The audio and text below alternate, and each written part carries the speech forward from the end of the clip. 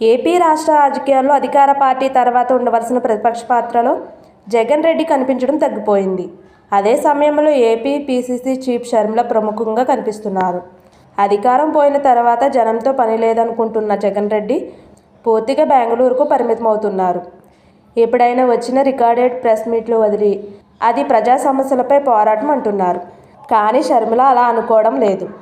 ఏపీలో social media అరెస్టులు జరుగుతున్న సమయంలో వైసీపీ నేతలు గగ్గోలు పెట్టారు. కానీ నిందితులు వాళ్లే.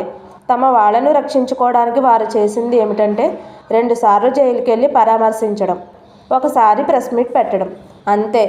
ఇంకా ఎక్కువ చేసిన వారు పెట్టిన పోస్టులపై ప్రచారం జరుగుతుందని సైలెంట్గా ఉండిపోయారు. కానీ షర్మిల మాత్రం మరింత అగ్రెసివ్గా దూసుకువెళ్లిపోతున్నారు. సోషల్ సైకోలను అరెస్ట్ చేయాలని, సూత్రధారులను పట్టుకోవాలంటున్నారు. ఆదాని జగన్ విషయంలో దూకుడుగా వెళ్తున్నారు. గవర్నర్ను కలిశారు. ఇలా ప్రతిపక్ష పాత్రలను షర్మిల సమర్థవంతంగా పోషిస్తున్నారు.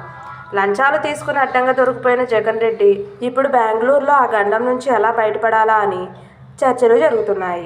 కానీ ఆయనపై అంతకు మించిన అవినీతి కేసులు రెడీగానే ఉన్నాయి. 5 ఏళ్ల పాటు రాష్ట్రాన్ని సొంత జాగిరాలా చేసుకుని సిమెంటు నుంచి మద్యం వరకు ప్రతి విషయంలోనూ దోచుకుని వైనం బయటపడుతున్నాయి. ముందు ముందు ఆయన ప్రజల్లోనికి రావడం కష్టమే. షర్మిలకి ఇదే మంచి ఛాన్స్.